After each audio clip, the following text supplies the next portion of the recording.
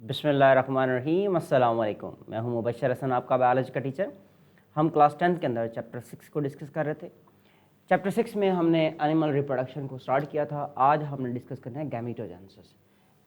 सबसे पहले हम देखते हैं गैमीटोजेनेसिस क्या होती है। नंबर फर्स्ट पर देखिएगा, गैमीटोजेनेसिस के हवाले से हम कहते हैं the process of formation of gametes. The process of formation of gametes. The process of formation of gametes that is known as gametogenesis. अब गैमीटोजेनेसिस दो तरह से होती है। एक को हम कहते हैं स्पर्मेटोजेनेसिस। स्पर्मेटोजेनेसिस तो हम यहाँ पे नंबर फर्स्ट पर लिखेंगे spermatogenesis, the process of formation of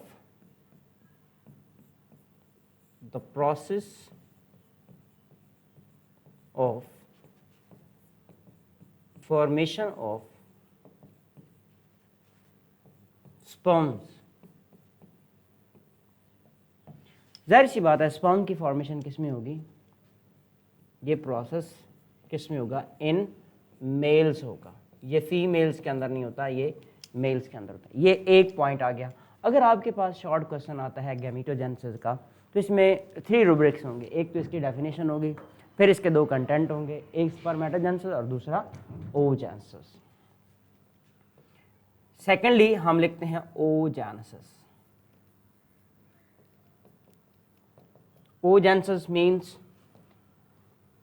the process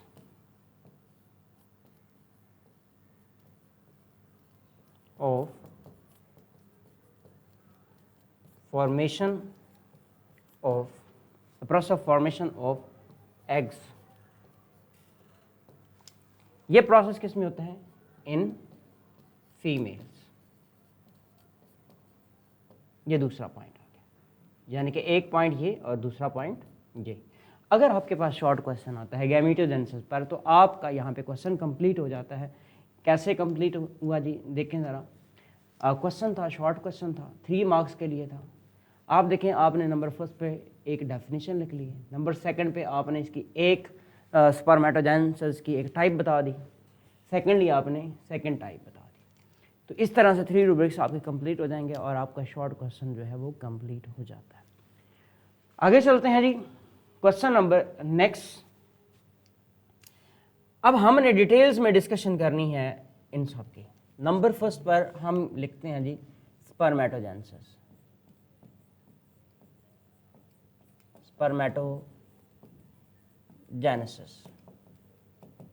spermatogenesis का प्रोसेस हम देखते हैं ये क्या है।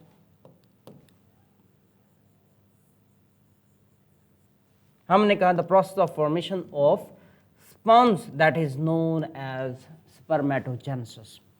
अब देखें, ये मेल्स के अंदर होती है। हमने कहा ये नंबर फर्स्ट हम कह रहे हैं कि ये मेल्स में होंगे। नंबर सेकेंडली मेल्स के अंदर गोनेड्स के अंदर होंगे, टेस्टिस के अंदर होंगे।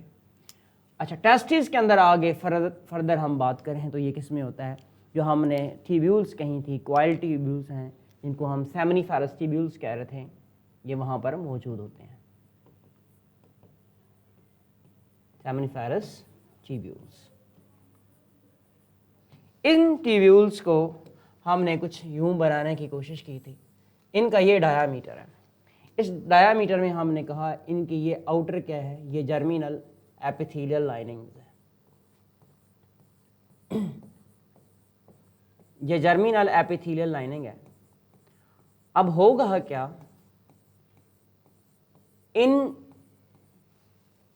ये जो आपके पास मौजूद हैं, ये कौन सी है? ये सेमिनिफेरस ट्यूब्यूल है। आपने देखना है इसके बाहर सेल्स थे। इसके बाहर कौन से सेल्स थे? आपने पढ़ा था ये सेल्स इंटरस्टिशियल सेल्स हैं। ये वाले जो सेल्स मैंने यहाँ पर बनाए हैं, ये कौन से हैं? ये इंटरस्टिशियल सेल्स, इंटरस्टिशियल सेल्स हैं। अब होता क्या है? इंटरस्टिशियल सेल्स के ऊपर आके इफेक्ट कौन करता है? FSH। सॉरी इसको हम कहेंगे एल एच का यहाँ पर इफेक्ट होता है, यहाँ पे जिसका इफेक्ट होता है वो एल एच है। एल एच को हमने कहा था ICSH ऑल्सो, ICSH और एल एच इसको फीमेल में कहते हैं और एल एच को ही मेल के अंदर ICSH कहते हैं। इंटरस्टिशियल सेल स्टिमुलेटिंग हार्मोन, ये क्या करता है, ये आता है और किसको स्टिमुलेट करता है, इंटरस्टिशियल सेल्स को। अब ये इंटरस्टिशियल सेल्स है, ये इंटरस्टिशियल सेल क्या करेंगे, यहाँ से हार्मोन रिलीज करेंगे। इस हार्मोन का नाम है टेस्टोस्टेरोन। जब टेस्टोस्टेरोन रिलीज होगा, टेस्टोस्टेरोन क्या करेगा, यहाँ पर जाएगा, इन सेल्स को इफेक्ट करेगा। ये सेल्स कौन से हैं, ये सेल जर्मिनल एपिथेलियल सेल्स हैं, या इनको आप कहते हैं प्राइमोर्डियल और प्राइमरी जर्म सेल्स। मैं यहाँ पर लिख रहा हूँ प्राइमोर्डियल जर्म सेल्स, ये प्राइमोर्डियल जर्म सेल्स हैं। ये इनर जो नज़र आ रही है ये ल्यूमन है इस सेमिनिफेरस ट्यूब्यूल की। तो हमने इस ट्यूब्यूल को इस अंदाज से देख लिया। और ये भी आपको कौन से नज़र आ रहे हैं, ये भी इंटरस्टिशियल सेल्स हैं, इंटरस्टिशियल सेल्स नज़र आ रहे हैं। इनको लैडिंग सेल्स भी हमने कहा था, आपको याद हो तो हमने इनको लैडिंग सेल्स भी कहा था, लैडिंग सेल्स। ये भी लैडिंग सेल्स हैं, ये भी लैडिंग सेल्स हैं, और डेफिनेटली इनका अंदर न्यूक्लियस भी मौजूद है, पूरा एक सेल हमने बना दिया। ये कहाँ पे मौजूद होते हैं, ये outside of the seminiferous tubules मौजूद होते हैं। इनका काम क्या होता है, देखें, इनको इन्फ्लुएंस करता है ICSH और ये क्या बनाते हैं, टेस्टोस्टेरोन। टेस्टोस्टेरोन अब इसकी स्टिमुलेशन करेगा और यहाँ पर क्या होगी, स्पर्मेटोजेनेसिस होगी। इसने इसका यानी कि कौन सा प्रोसेस शुरू करवाना है, स्पर्मेटोजेनेसिस। स्पर्मेटोजेनेसिस का जो प्रोसेस है वो कौन करवा रहा है, वो टेस्टोस्टेरोन करा रहा है। ये मैकेनिज्म कैसे होता है हम देखते हैं। स्पर्मेटोजेनेसिस के हवाले से आपने देखना है कि ऑलरेडी क्या मौजूद हैं, कुछ ट्यूब्यूल्स मौजूद हैं, ज़रा देखिएगा। सेमिनिफेरस ट्यूब्यूल, उसमें सेल्स हैं प्राइमरी और प्राइमोर्डियल जर्म सेल्स। अब प्राइमोर्डियम जर्म सेल्स सपोज करेंगे, ये प्राइमोर्डियम जर्म सेल्स है, ये डिवाइड करेंगे और क्या बनाएंगे, मज़ीद सेल्स बनाएंगे। ज़ाहिर सी बात है इनकी डिवीजन होगी, तो यहाँ पे डिवीजन होती है माइटोसिस से। डिवीजन किससे हुई, माइटोसिस से हुई। माइटोसिस की जो डिवीजन होती है उसमें होता ये है कि जो पेरेंट सेल है वो अगर डिप्लॉइड है तो डॉटर सेल भी क्या होते हैं, डिप्लॉइड ही होते हैं। यहाँ पर कौन से सेल बनते हैं, इनको हम कहते हैं स्पर्मेटोगोनिया। ये जो सेल्स बने हैं इनका नाम क्या होगा जी, स्पर्मेटोगोनिया होगा।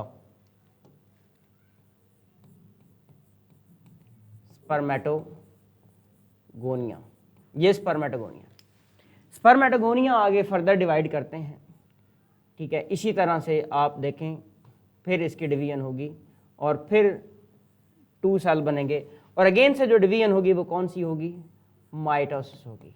माइटोसिस वो सेल डिवीजन होती है जिससे डिप्लॉइड से डिप्लॉइड या हैप्लॉइड से हैप्लॉइड सेल बनते हैं, उसको हम माइटोसिस कहते हैं। यहाँ पर भी क्या हुई है, माइटोसिस हुई है। इसका मतलब अगेन से ये डिप्लॉइड सेल्स बन गए हैं।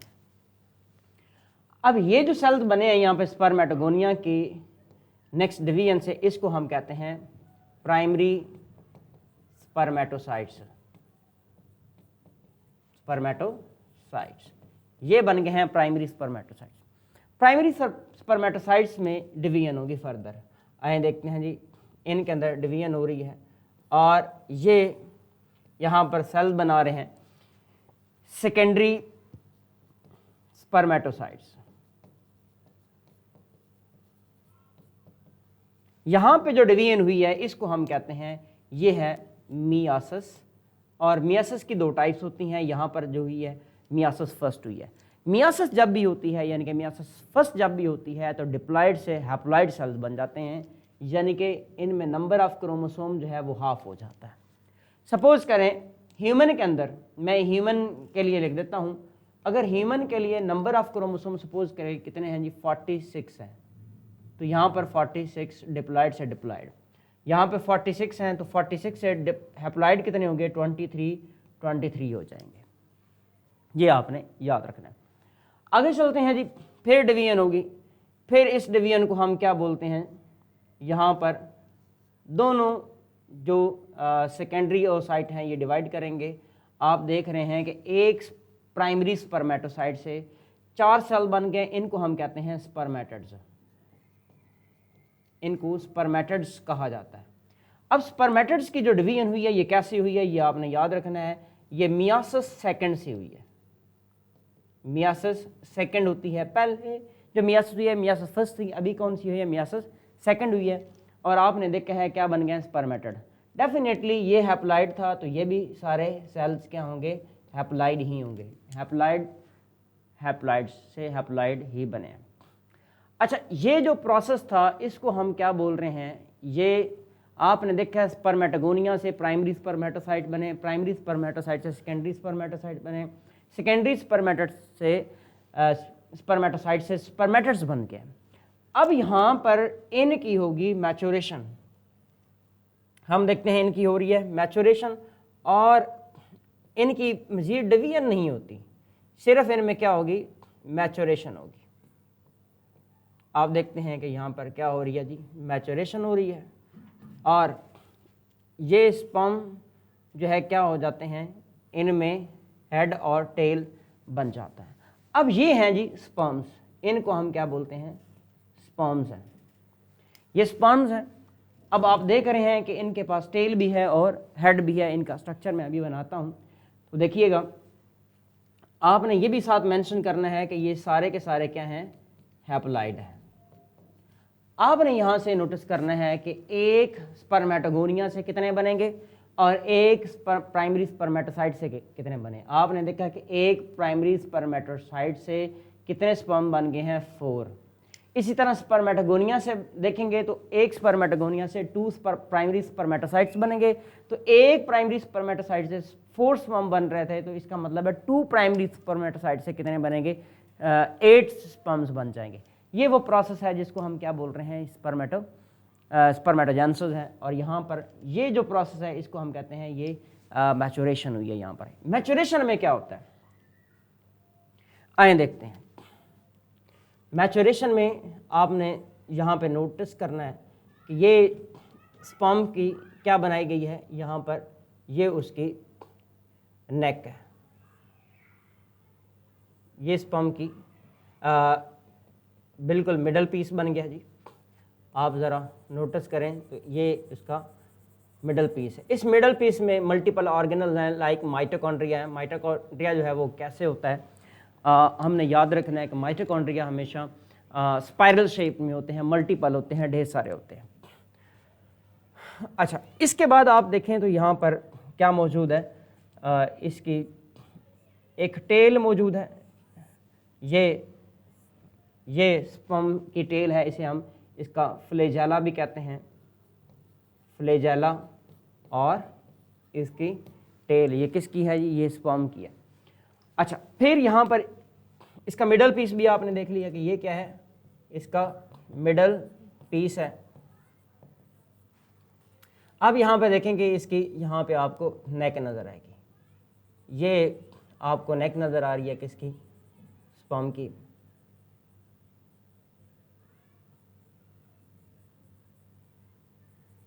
अच्छा, उसके बाद हम देखते हैं कि हमें एक यहाँ पे इसका हेड भी नज़र आएगा।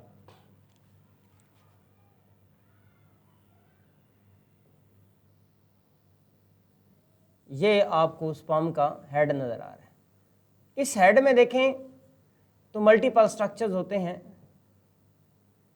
ये सबसे पहले तो इसकी मेम्ब्रेन है, फिर आप देखते हैं कि इसके पास इसका न्यूक्लियस होता है। यहाँ पर इसका ये न्यूक्लियस मौजूद है, यानी कि ये इसका कौन सा पार्ट है, ये हेड ऑफ स्पर्म है।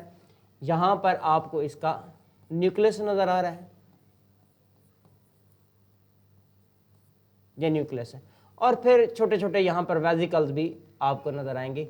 ये वेजिकल्स में यहाँ पर वेजिकल्स ही इनको कह देता हूँ, इनका नाम एक्रोसोम होता है। तो ये स्पर्मेटोजेनेसिस का एक कंप्लीट जो है प्रोसेस था। आए इसको हम अपनी बुक से देखते हैं।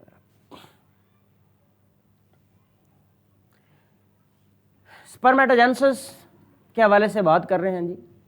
Spermatogenesis is a continuous event that start from puberty. Male के अंदर ये कब शुरू होता है? प्यूबर्टी से शुरू होता है एंड थ्रू आउट लाइफ रहता है, remains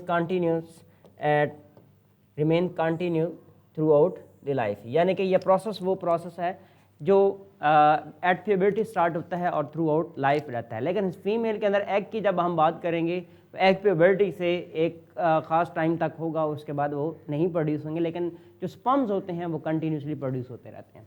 in both testis during spermatogenesis some cells in the walls of seminiferous tubules, वो जो सेल्स जिनको हमने लास्ट टाइम भी पढ़ा था, उनको हमने जर्मिनल एपिथेलियल कहा। फिर जर्मिनल एपिथेलियल से क्या बनते थे? प्राइमोर्डियल जर्म सेल्स बनते थे, उनसे स्पर्मेटोजेनेसिस होगी। In the testis keep dividing through mitosis to create many diploid cells called spermatogonia. तो क्या बन जाते हैं? स्पर्मेटोगोनिया बन जाते हैं। स्पर्मेटोगोनिया में माइटोसिस होती है, तो क्या बन रहे थे? Primary spermatocyte. मियासिस फर्स्ट होगी तो क्या बनेंगे? Secondary spermatocyte. Then meiosis second होगी तो स्पर्मेटेड। फिर मैचुरेशन होगी तो क्या बन जाएगा? आपने देखा स्पर्मेटोजोआ या स्पर्म सेल बन जाएंगे। सम of these spermatogonia develop into primary spermatocytes. Each primary spermatocyte undergo the first division of meiosis to produce two haploid cells known as secondary spermatocytes. Then these secondary spermatocytes then go through the second division of meiosis second, resulting in four haploid cells called spermatids. आपने देखा कि यहाँ पे कितने 4 spermatids बन गए, 1, 2, 3 and 4.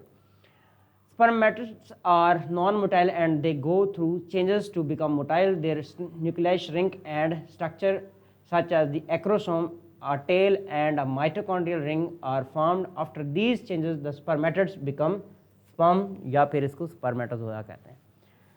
तो यहाँ पे ये आपके पास स्ट्रक्चर था। अगर आप यहाँ पे देखें, ये इसकी बात हम कर रहे थे। ये जो वेजिकल्स हैं, ये वेजिकल्स को क्या बोलते हैं? आपने याद रखना है, इनको एक्रोसोम कहते हैं, एक्रोसोम कहते हैं। और आपने यहाँ पे स्पेसिफिकली याद रखना है कि यहाँ पे जो हैं वो आपको स्पाइरली अरेंज्ड क्या नज़र आते हैं? माइटोकॉन्ड्रिया। मैं यहाँ पे मेंशन कर देता हूँ, स्पाइरली अरेंज्ड माइटोकॉन्ड्रिया। ये आपके पास स्पाइरली अरेंज्ड माइटोकॉन्ड्रिया जो आपको ये नज़र आ रहा है। तो ये एक ओवरऑल जो स्ट्रक्चर था किसका था? स्पर्म के हवाले से देख लिया और स्पर्मेटोजेनेसिस को देख लिया। अब हम चलते हैं जी नेक्स्ट जो हमारा टॉपिक है, जिसे हम क्या बोल रहे हैं जी? ओजेनेसिस।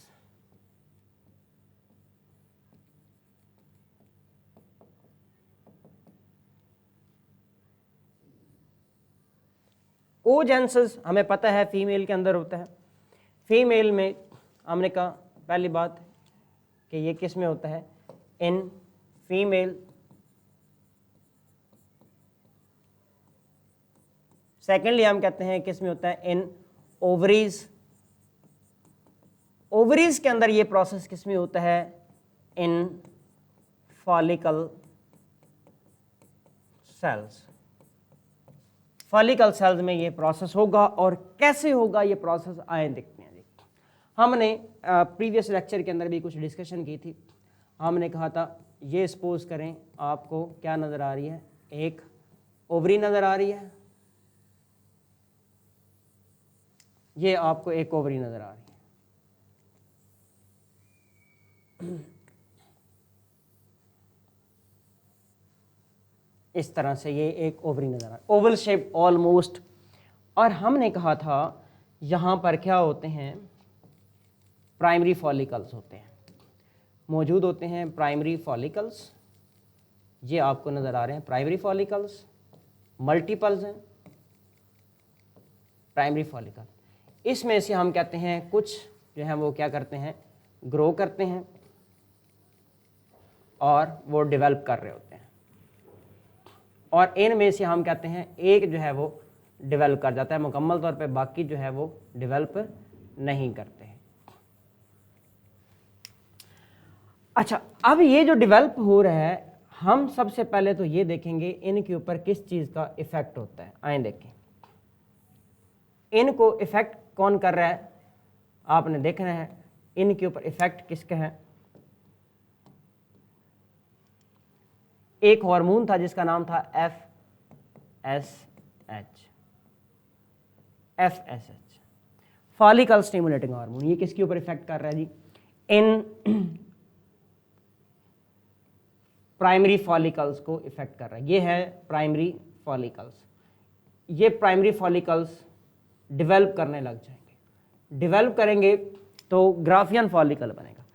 अगेन से देखिएगा यहाँ पर ये जो सेल्स नज़र आ रहे हैं इनको हम क्या बोलते हैं, प्राइमरी फॉलिकल्स कहते हैं। प्राइमरी फॉलिकल्स भी कहते हैं और प्राइमोर्डियल फॉलिकल्स भी कहते हैं। इनके ऊपर किसने इफेक्ट किया है, प्रोजेस्टेरोन ने। FSH क्या करेगा, इनको स्टिमुलेट करेगा। ये जो स्ट्रक्चर आपको नजर आ रहा है ये किसका है, ये ओवरी का है। अच्छा फिर देखिएगा होता क्या है, जब ये इनको स्टिमुलेट करेगा तो ये ग्रो करने लग जाएंगे। तो मैं यहां पर लिखूंगा ये ग्रोइंग फॉलिकल है, ग्रोइंग फॉलिकल या डेवलपिंग फॉलिकल, जिनके अंदर ओजेनेसिस होगी। फिर ये कन्वर्ट हो जाएंगे किसके अंदर, ग्राफियन फॉलिकल के अंदर। बड़ी डिटेल में इसकी डिस्कशन ऑलरेडी कर चुके हैं। इसको हम कहते हैं ग्राफियन या मैच्योर फॉलिकल, ग्राफियन फॉलिकल या फिर मैच्योर फॉलिकल। ग्राफियन फॉलिकल क्या करेगा, इसमें अब क्या होगा, जब एग मुकम्मल डेवलप हो जाएगा फिर एक प्रोसेस के ज़रिए से इस स्ट्रक्चर को किस में कन्वर्ट कर दिया जाएगा, एक ऐसे स्ट्रक्चर में जो कि ग्लैंडुलर होता है। और वो काम क्या करता है, उसका काम होता है सिर्फ और सिर्फ ग्लैंड से यानी कि सेक्रीशन करना। और वो किसकी सेक्रीशन होती है वो आप देखते होते हैं, हार्मोन है प्रोजेस्टेरोन, उसकी सेक्रीशन होती है। ये यहाँ पर आप देखें तो आपको वही सेल नज़र आ रहे हैं। ये फॉलिकल सेल है, इसके अंदर यहाँ पे अब क्या बनेगा, हार्मोन्स की प्रोडक्शन शुरू हो जाएगी। ये क्या बना है स्ट्रक्चर, इसको आप क्या बोल रहे थे, yellow structure, that is corpus luteum, क्या corpus luteum.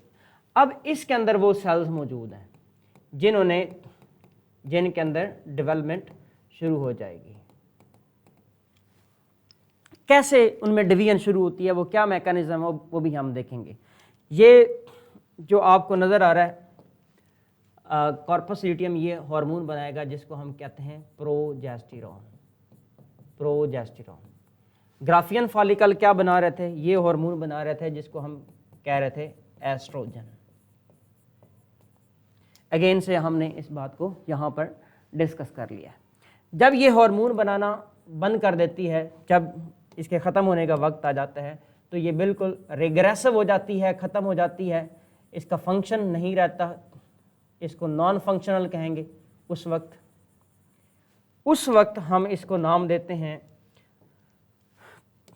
Regressive corpus luteum या फिर कॉर्पस एल्बिकन्स कहते हैं। कॉर्पस एल्बिकन्स, कॉर्पस एल्बिकन्स का नाम इसको दिया जाता है जब ये ख़त्म होने जा रही है, रिग्रेसिव होती है। अब इन फॉलिकल्स के अंदर कैसे ओजेनेसिस होती हैं, आए देखें। कौन आके स्टिमुलेट करता है, FSH, फॉलिकल स्टिमुलेटिंग हार्मोन। अब इनमें भी कौन से सेल्स होते हैं, देखें जी, इनमें सेल्स होते हैं जिनको हम कहते हैं ओगोनिया।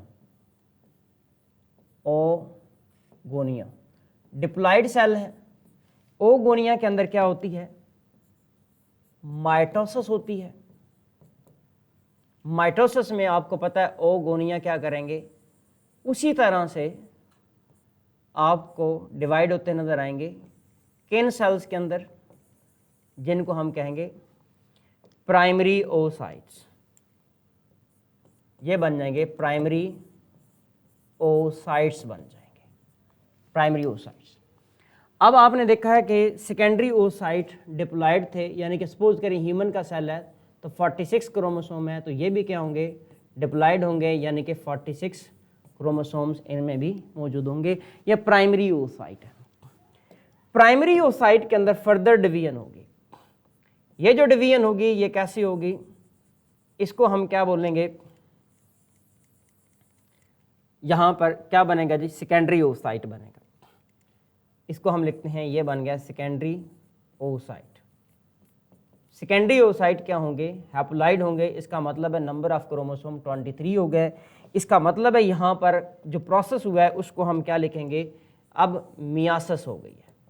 और मियासिस में भी कौन सी, मियासिस फर्स्ट हो गई है, क्योंकि मियासिस फर्स्ट में नंबर ऑफ क्रोमोसोम क्या होते हैं, रिड्यूस हो जाते हैं, यानी कि ज़्यादा से कम हो जाते हैं, डिप्लॉइड से हैप्लॉइड हो जाते हैं। ये सेकेंडरी oocyte। सेकेंडरी oocyte के साथ जो बनता है सेल, उसको हम नाम देते हैं first polar body. First polar body इसकी फॉर्मेशन होती है, इसका कोई फंक्शन नहीं होता, ये बाद में ख़त्म कर दी जाती है। जो बेसिक सेल होता है हमारा वो कौन है, वो सेकेंडरी oocyte है, इसकी ही मेन इंपॉर्टेंस होती है। सेकेंडरी oocyte के अंदर डिवीजन होगी। सेकेंडरी oocyte की जब डिवीजन होगी तो क्या बनेगा, आए देखते हैं जी। इससे एग बनता है। एग भी एज इट नहीं बनता, इसका भी एक प्रोसेस है। और यहाँ पर आपको क्या नज़र आती है, इसे आप कहते हैं सेकंड पोलर बॉडी जो है उसकी फॉर्मेशन होती है। और साथ ये क्या बनता है, एग बनता है।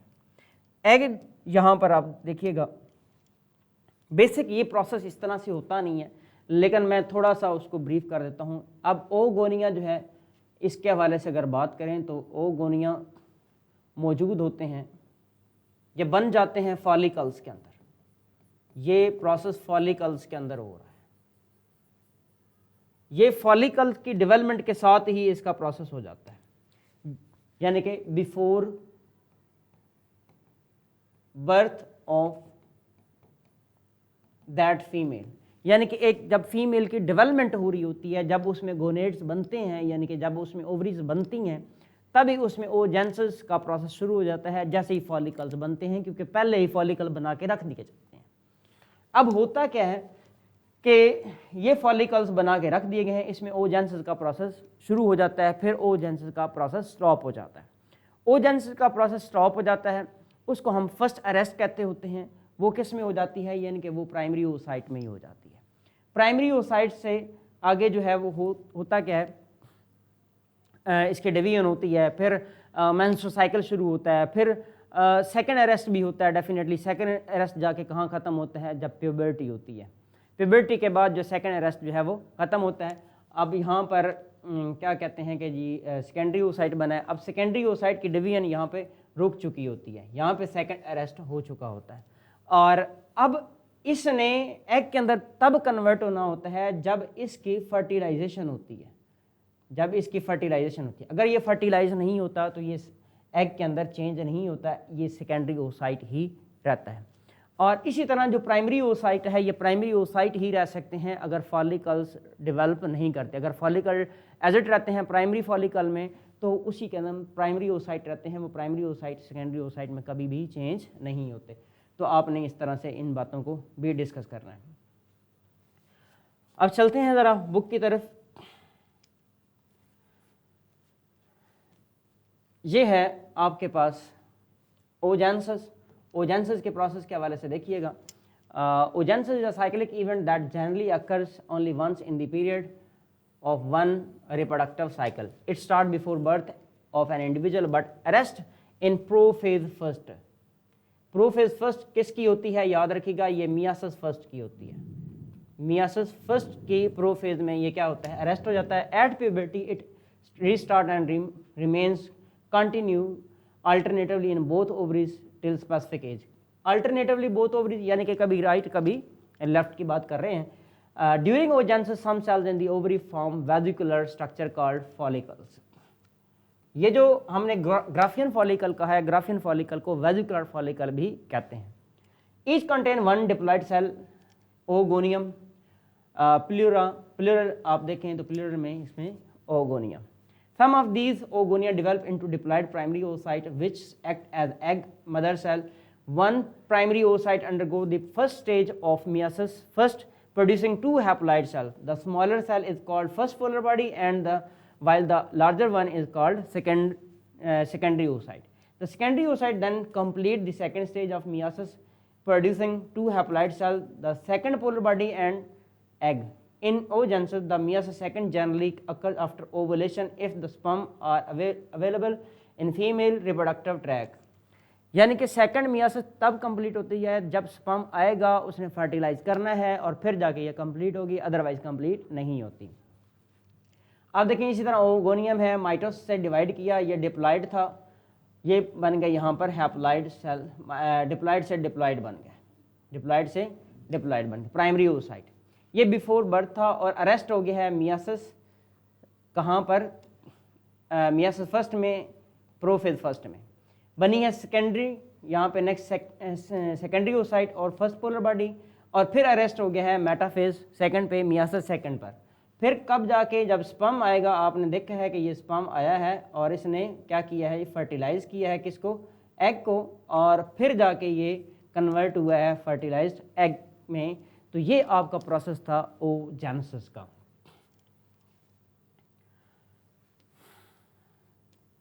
इसके बाद फर्टिलाइजेशन का प्रोसेस होगा और फिर फर्टिलाइजेशन की टाइप्स आ जाती हैं। फर्टिलाइजेशन देखें, फर्टिलाइजेशन का प्रोसेस क्या है, जब एग और स्पर्म आपस में मीट करते हैं उसको आप क्या बोलते हैं, फर्टिलाइजेशन कहते हैं।